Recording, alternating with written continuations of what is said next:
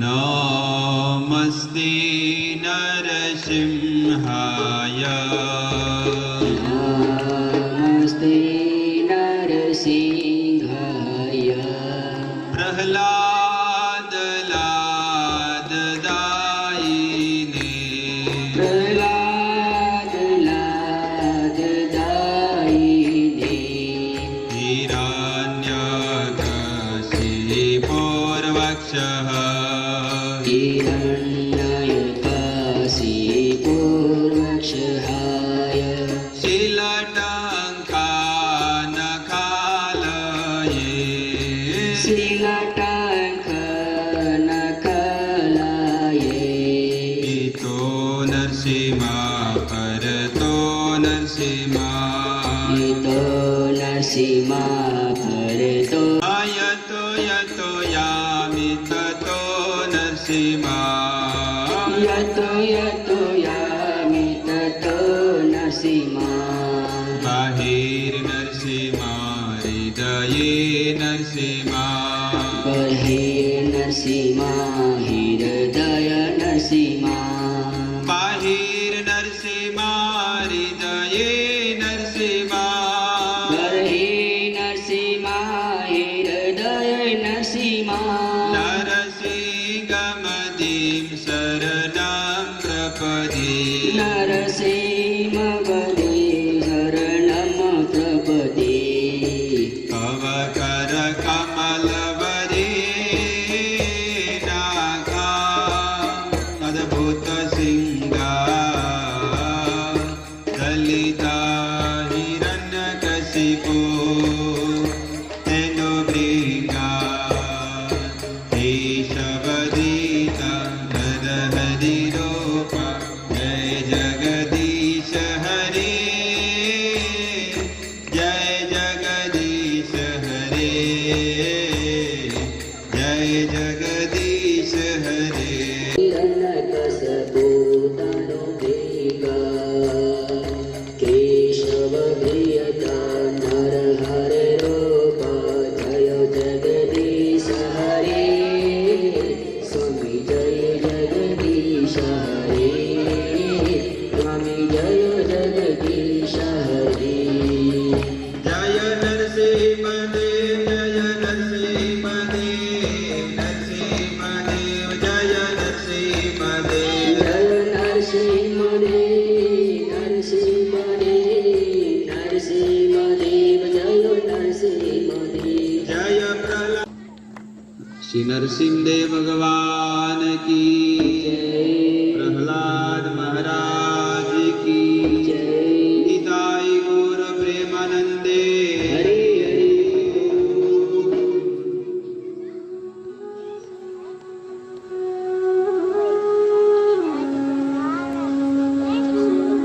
अंतर्राष्ट्रीय श्री कृष्ण भावनामृत संघ इस्कॉन संस्था के द्वारा यह संसार के जीवों को मुक्ति प्रदान कर सकता है। और इस भागवत कथा में कोई जीवात्मा तन से, मन से या धन से मैं श्रद्धा पूर्वक इस कार्य में सहयोग करता है तो भगवान कहते हैं मैं उस जीवात्मा का ऋण जीवन में कभी नहीं भूलता हूं।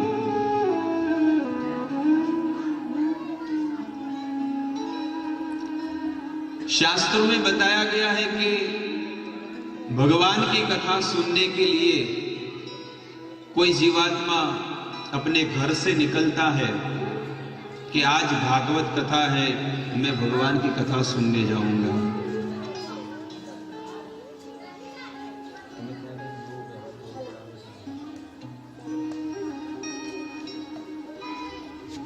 और जैसे ही घर से कोई जीवात्मा बाहर निकलता है तब एक एक पग पर उसे अश्वमेध यज्ञ प्राप्त करने का फल प्राप्त होता है। एक एक अश्वमेध यज्ञ करने का उस जीवात्मा को फल प्राप्त होता है। जितने कदम बढ़ाकर हम भगवान की कथा में आते हैं उतना फल हमें प्राप्त होता है। इतनी महिमा हमारे वेदों में बताई गई है। तो हम हमारे अकाउंट में, हमारे पुण्य पूंजी में कितना फल प्राप्त किए हैं। इस प्रकार से हर एक जीवात्मा को, उस आत्मा को जो हमारे हृदय में जो चल रहा है, उसकी प्रगति के लिए प्रतिदिन कुछ न कुछ करना चाहिए। कुरुक्षेत्र की युद्ध भूमि में भीष्म पितामह जब धराशायी हुए, तब वे 56 दिन तक उस कुरुक्षेत्र में बाणशैया पर रहे थे।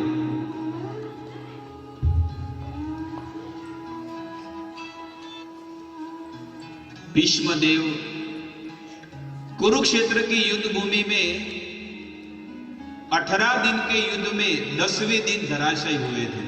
महाभारत में वर्णन है 10वें दिन।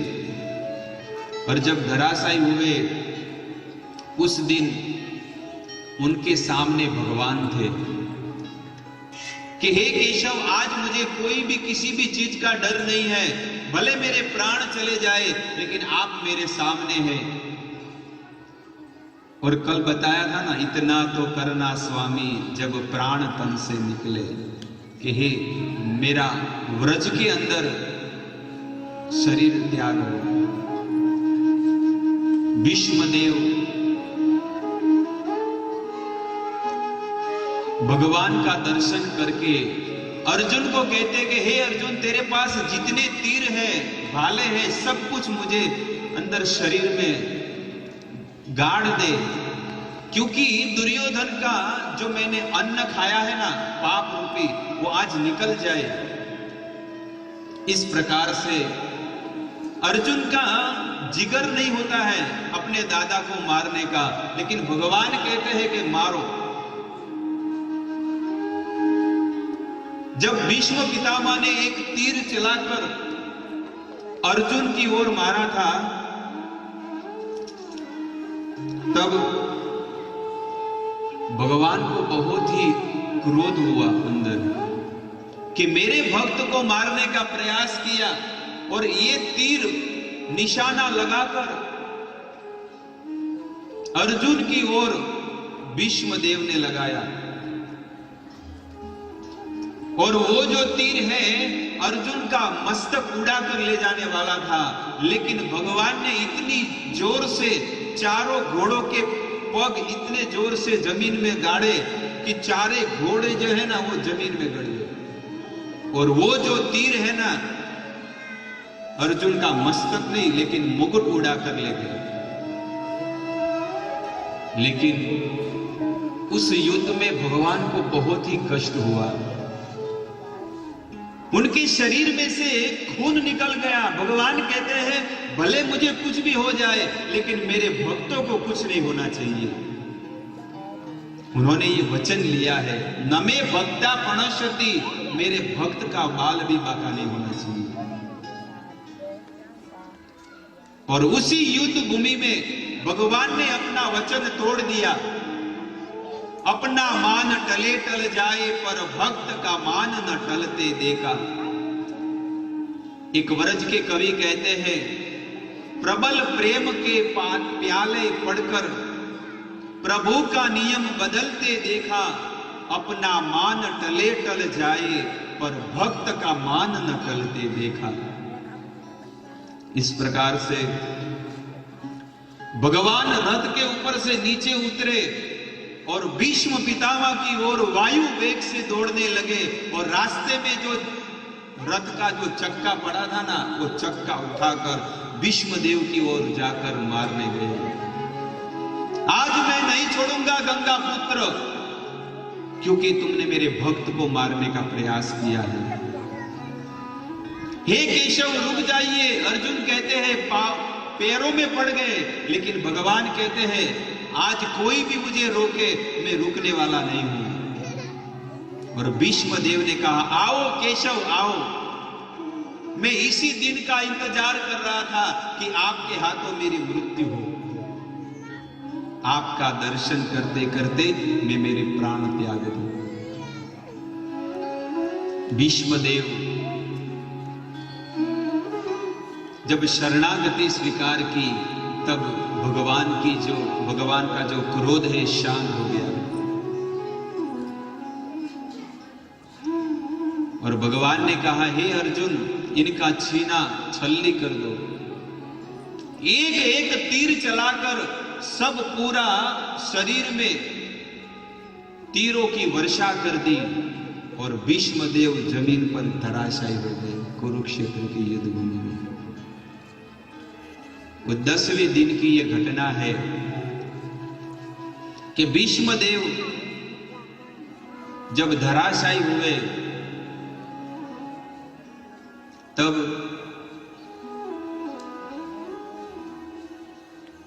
उस युद्ध भूमि में सब लोग उनका दर्शन करने आए।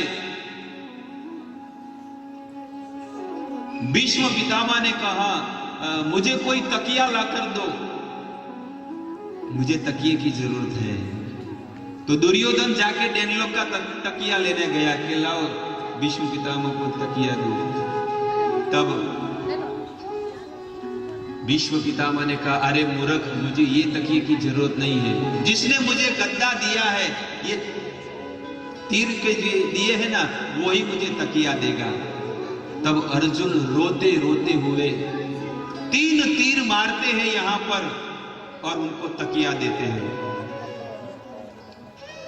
भीष्म देव आंसू बहाकर रोते रोते कहते हैं, पुत्र, आज मेरा कर्तव्य पूरा हो गया। मैंने मेरा पूरा, ये बच्चों को शांत कर दीजिए, आप कोई यहां पर ऊपर आने ना पाए, सब पहरे दीजिए। भीष्म पितामह रोते हुए कहते हैं कि मैंने इस हस्तिनापुर की रक्षा के लिए मैंने वचन दिया था कि चाहे धर्मी हो कि अधर्मी हो, मैं उसका साथ दूंगा। लेकिन आज मेरा वचन पूरा हो गया। 400 वर्ष तक भीष्म पितामह रहे थे, महाभारत में वर्णन है। और भीष्म पितामह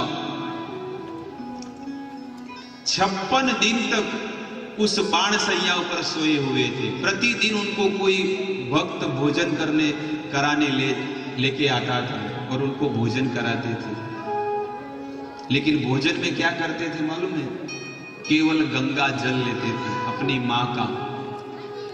वो गंगा पुत्र थे ना, तो गंगा जल लेते थे और भगवान को कहते थे, हे कृष्ण, हे अच्युत, हे द्वारिकाधीश, अगर आपके दर्शन मुझे प्रतिदिन हो गए तो मुझे और कोई भूख और प्यास नहीं है। बस आप प्रतिदिन मुझे यहां पर दर्शन देने आइएगा, क्योंकि मेरी ये स्थिति नहीं है कि मैं आपको दर्शन करने आऊं।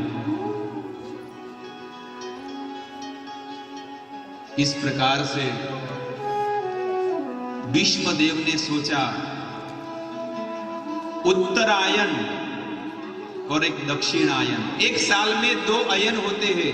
उत्तर, सूर्य की गति उत्तर की ओर होती है तो उसे उत्तरायण कहते हैं, और सूर्य की गति दक्षिण दिशा की ओर होती है तो दक्षिणायन होते हैं। हमारे वेदों में बताया गया है कि दक्षिणायन में जो मृत्यु होती है वो नरक का अधिकारी बनता है। 14 जनवरी के पहले अगर कोई शरीर छोड़ता है, अगर वो भजन नहीं करता है, तो नरक का अधिकारी बनता है। इस प्रकार भीष्म देव ने सोचा कि मेरा भगवत धाम, भगवान के धाम में जाने का वो दिन आ गया है। 14 जनवरी उत्तरायण के दिन भीष्म पितामह ने सोचा कि आज का दिन बहुत ही शुभ, परम पवित्र दिन है और आज के दिन मैं प्रभु के पास चला जाऊंगा। बताइए, जीवन जीना तो सबको आता है, लेकिन मृत्यु की तैयारी करनी चाहिए सभी लोगों को। जितने भी बैठे हैं उनके लिए सीखने की बात है कि जीवन जीने के लिए तो जीवन तो एक गधा भी जीता है, जीवन एक कुत्ता भी जीता है, लेकिन हम मनुष्य हैं। मनुष्य में से एक भारत में जन्म लिया है और भारत में राजस्थान की धरा में ऐसे पवित्र भूमि में हमने जन्म लिया है जहां राम और कृष्ण के संत महात्मा सब भक्त लोग हैं, जहां पर भगवान ने अलग अलग लीलाएं की है। भगवान जब हस्तिनापुर से दिल्ली से जब द्वारका जाते थे ना, तो इसी क्षेत्र से भगवान गए हैं, स्वरूपगंज से। ये बताया गया है वेदों में। मरुभूमि अर्थात राजस्थान की ये भूमि से होकर भगवान जाते थे, कई बार गए हैं, इसलिए तो यहां पर भक्ति है। कहते भक्ति नृत्यति, भक्ति नाचती है। जहां जहां भगवान होते हैं वहां भक्ति महारानी नाचती है। बताइए भगवान ने हमको कितनी हमारे पर कृपा की है। तो जीवन जीना तो सबको आता है, लेकिन मृत्यु की तैयारी करनी चाहिए कि कैसे मैं मृत्यु के ऊपर विजय प्राप्ति करूं। भीष्म पितामह वो दिन की राह देख रहे थे और उसी दिन सुबह में 14 जनवरी उत्तरायण के दिन सुबह 4 बजे भगवान श्री कृष्ण अपने तंबू में ध्यान कर रहे हैं, स्मरण कर रहे हैं। तब अर्जुन ने पूछा, युधिष्ठिर ने पूछा कि हे प्रभु बुरा न लगे तो एक बात कहूं, बताओ। पूरा संसार, पूरी दुनिया, सब लोग आपका ध्यान करते हैं, आपकी पूजा करते हैं, आपका नाम जप करते हैं, आप किसका करते हैं?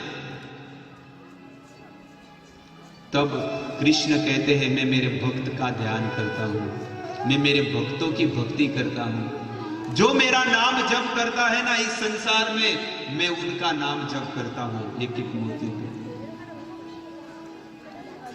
और आज स्पेशल मैं क्यों ध्यान किया हूं? क्योंकि मेरा एक शुद्ध भक्त जो मेरे आदेश से अधर्म का अर्थात दुर्योधन का जिसने सपोर्ट किया है, मैंने ही उसे आदेश दिया था, इसलिए भीष्मदेव ने दुर्योधन का साथ दिया।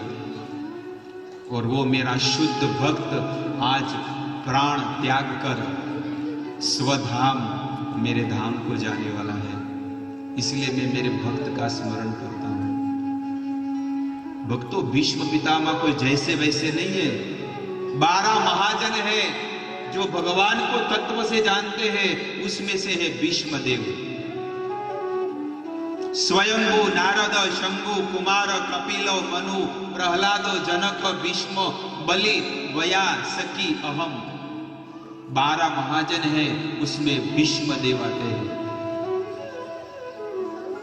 पूरा जीवन ब्रह्मचर्य व्रत का पालन किया। ब्रह्मचारी लोग क्या करते हैं? सन्यासी लोग गुफा में जाकर तपस्या करते हैं। पहले क्या करते थे बताओ? कोई घर में रहते ब्रह्मचर्य व्रत का पालन करके रह सकता है? बताइए, घर में कोई रह के ब्रह्मचर्य व्रत का पालन करेगा? लेकिन भीष्म पितामह हस्तिनापुर में सभी स्त्रियों के बीच में रहकर भी ब्रह्मचर्य व्रत का पालन 400 वर्ष तक किया। इसीलिए कहते हैं 12 महाजन में भीष्म पितामह का नाम आता है। इतने शुद्ध भक्त भगवान के हुए। ऐसे चरित्र को सुनना चाहिए। कई लोग कई को कोसते हैं कि कई ने पूरा बिगाड़ा, लेकिन कई ने, भगवान राम ने ही कहा था कि हे कई, तुम्हें मेरा काम करना पड़ेगा, पूरी दुनिया तुमको गाली देगी। तब कई ने कहा मुझे मंजूर है, अगर आपकी लीला में मैं थोड़ा सा सहयोग करूंगी, भले पूरा संसार मुझे गाली दे। आज जितने भी लोग हैं जो तत्व से नहीं जानते ना, सब लोग कई को गाली देते हैं। इसलिए देखिए अपने बच्ची का नाम कोई कई रखते हैं। आज तक किसी ने देखा कि मेरी बच्ची का नाम कई, सीता रखा होगा, जानकी रखा होगा, लेकिन कई कोई नहीं रखता है। कौशल्या भी होगा, सुमित्रा भी होगा, लेकिन कई कोई नहीं रखता है। बताइए, इतना रिस्क लेकर भले पूरे संसार में सब लोग हमको ताना मारे, गाली दे, कुछ भी करे, लेकिन भगवान को प्रसन्न करने के लिए हम कुछ भी कर सकते हैं। इतनी हद तक नीचे भी गिर सकते हैं, ये भक्त लोग कहते हैं। और गोपियां देखो, भगवान जब द्वारका में, भगवान द्वारकाधीश, सुनिए केवल, हम तो अभी केवल 10 मिनट हुई है और बैठे हैं, हमको पानी की प्यास लग जाती है, लेकिन परीक्षित महाराज 7 दिन 7 रात लगातार कुछ भी नहीं लिए थे। इसलिए शांति पूर्वक भगवान की कथा श्रवण कीजिए, और इसमें कोई भी विघ्न, कोई भी विक्षेप नहीं आना चाहिए। यहां तक मोबाइल का भी आप साइलेंट मोड पे रख दीजिए, स्विच ऑफ कर दीजिए, क्योंकि अगर मोबाइल की रिंग भी बजती है ना, हमारे वेदों में बताया गया है, मैं आपको तुरंत बताऊंगा ये चीज, कि अगर हम मोबाइल का रिंग भी बजता है और किसी का मन भगवान की लीला में लग गया है और उसमें अगर विक्षेप हुआ तो वो अपराध हमको लगता है, ये शास्त्रों में बताया गया है।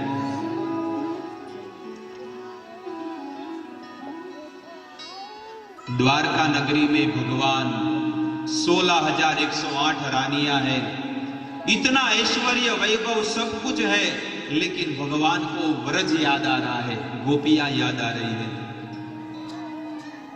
तब एक दिन भगवान ने नाटक किया। नारद मुनि वहां पर आए और नारद मुनि को कहा, मेरा सर बहुत दर्द हो रहा है, बुखार हुआ है, सब तापमान बहुत भारी गर्म हो गया है सर, बताइए प्रभु क्या करूं, क्या आदेश है? कोई मेरे कोई भक्त हो गए ना, उसके चरण की रज लाके मुझे दे दो, मैं वहां पर मालिश करूंगा तो मेरा सर दर्द और बुखार है ना सब दूर हो जाएगा। तो बाहर जाने की क्यों जरूरत है, 16,108 है ना। सबके महल में दरवाजा खटखटाया और उस रानी को कहा कि आपके पति देव बीमार है, तो बोलो क्या चाहिए? आपके चरण की रज। पागल हो गए हो नारद मुनि, अगर हमारे चरण की रज हमारे स्वामी को देंगे तो हमको नरक में जाना पड़ेगा। सबके घर पे चले गए 16,108, लेकिन किसी ने भी चरण की रज नहीं दी, हम तो नरक में जाना पड़ेगा। इस प्रकार से नारद मुनि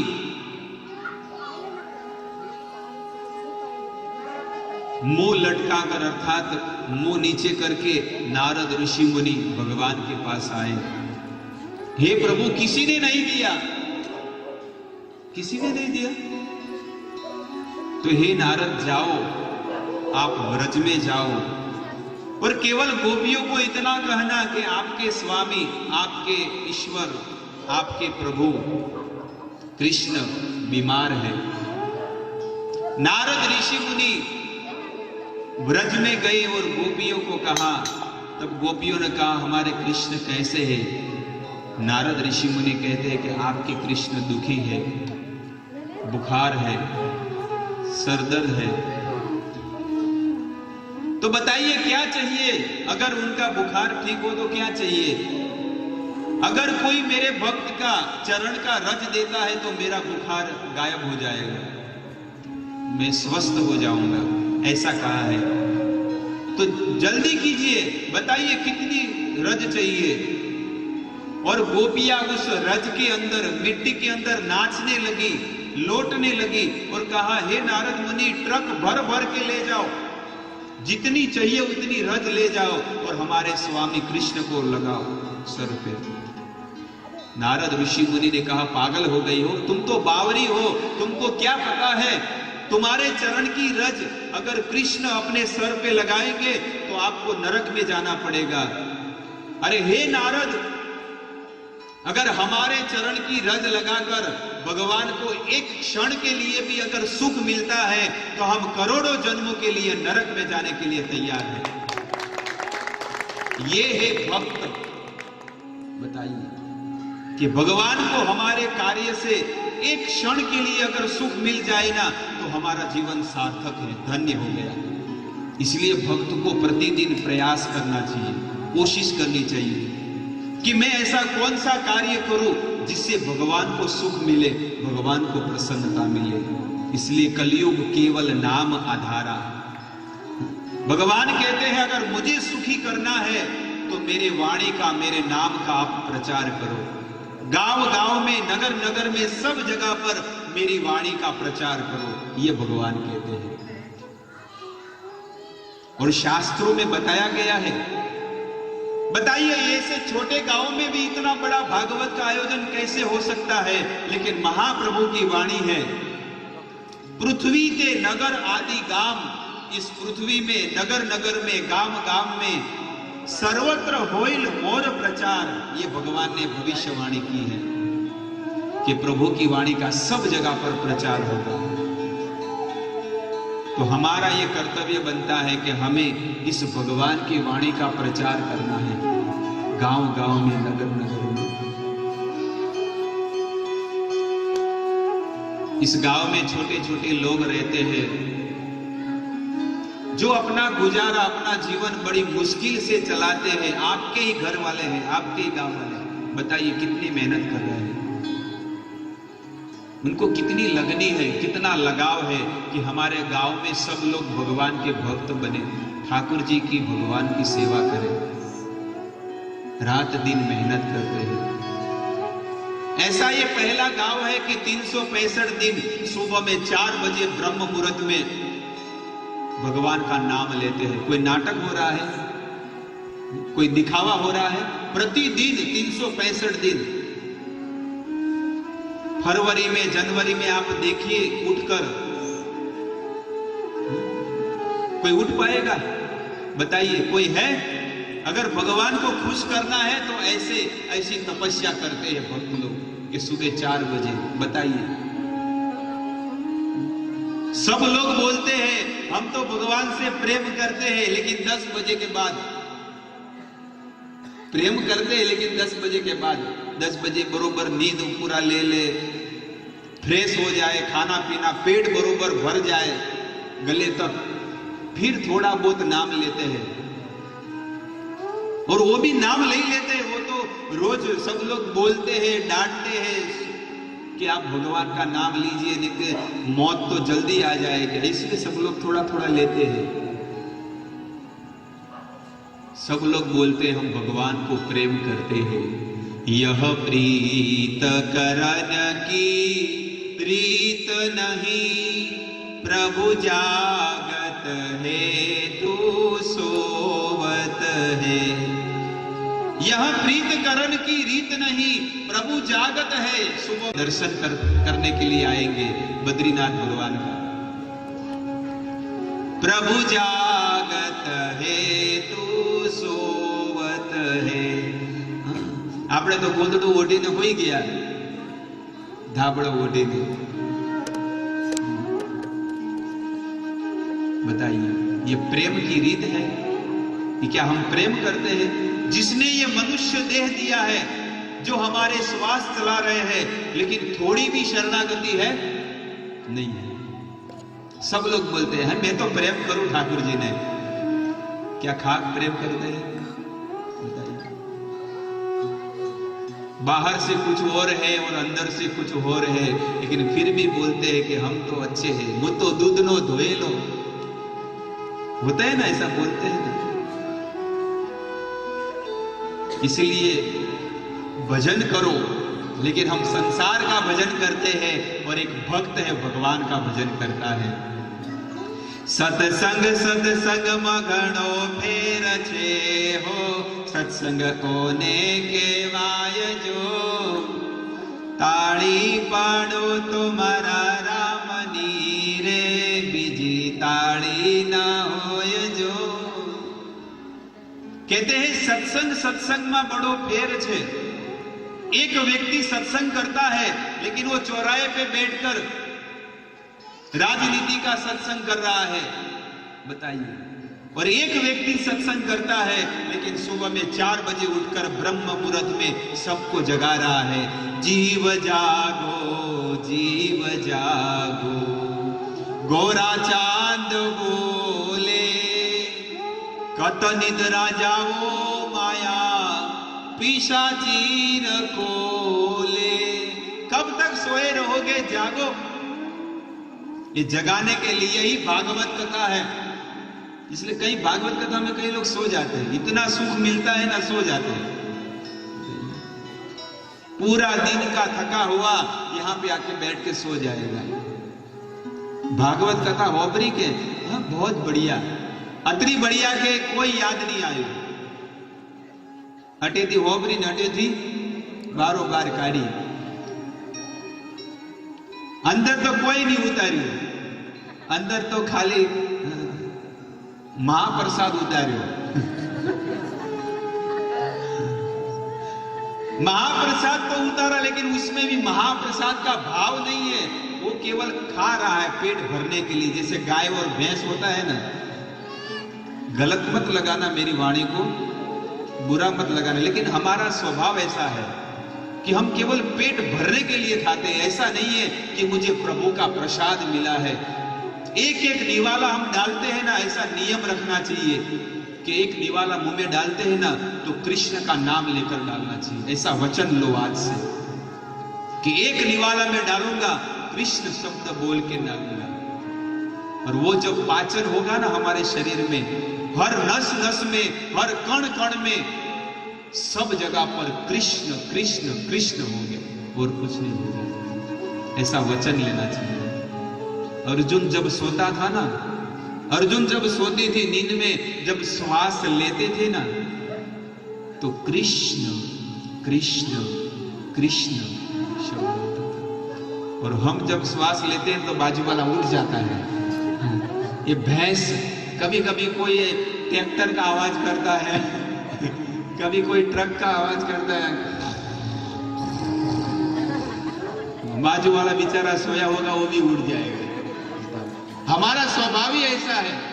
संसार के जीवों को दुख देने के लिए ही ये मनुष्य जीवन लिया है। बताओ, शाम तक अगर किसी को दुखी नहीं किया तो गुजराती में कहवाय खावानू नहीं भावे, भोजन भी उतरेगा नहीं वाला। अरे आज तो मैंने किसी को दुखी नहीं किया है, जाओ जाके नुक्कड़ पे किसी को दुखी करके आओ, बाद में किसी को ताना मारो, दुखी करो, तब मैं सुखी होऊंगा।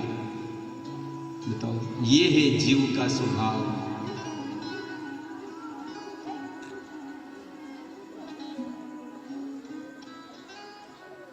इसलिए जिसको आध्यात्मिक क्षेत्र में अगर प्रगति करना है तो जल्दी उठना पड़ेगा। भक्ति में अगर आगे बढ़ना है तो क्या करना पड़ेगा? जल्दी उठना पड़ेगा। भक्ति की बात नहीं, अगर भौतिक जीवन में भी अगर आपको आगे बढ़ना है तो आपको जल्दी उठना पड़ेगा। पढ़ाई में आगे बढ़ना है, बिजनेस में आगे बढ़ना है, भक्ति में आगे बढ़ना है, समाज में आगे बढ़ना है, कोई भी फील्ड में, कोई भी क्षेत्र में अगर आपको आगे बढ़ना है तो आपको इतना बजे उठना पड़ेगा या इतना बजे। इसके आगे की बात नहीं करते हैं। लास्ट हमारे शास्त्र में बताया गया है कि 5 बजे उठना है। और आप सबके जीवन में आप देख लो, अगर कोई स्त्री है, लड़की है, अगर वो देर से उठती है ना, वो जीवन में कभी भी वो उसकी शादी भी होगी ना, वो जीवन में आगे नहीं बढ़ेगी कभी भी। ये सिक्का मार के कहते हैं, बोलते हैं ना 100% 100%। अगर कोई स्त्री और पुरुष किसी को भी जीवन में आगे बढ़ना है तो कम से कम 5 बजे उठ जाना चाहिए। और 5 बजे उठने के बाद अगर 6 बजे उठते, 7 बजे उठते तो उसका प्रगति होना बहुत मुश्किल है। वो पढ़ाई में भी आगे नहीं बढ़ पाएगी या बढ़ पाएगा, बिजनेस में भी कभी आगे नहीं बढ़ पाएगा। इसलिए जल्दी उठो। और जल्दी उठकर सबसे पहले प्रभु का नाम लेना चाहिए स्नान करके, कि भगवान ने मुझे 24 घंटे दिए हैं, आधा घंटा में भगवान का नाम लूंगा। कितना? केवल आधा घंटा। 4 माला जाप करूंगा प्रतिदिन। समय हमारे पास है, लेकिन समय हमने दूसरों को बांट दिया है। समय है लेकिन दूसरों को बांट दिया है।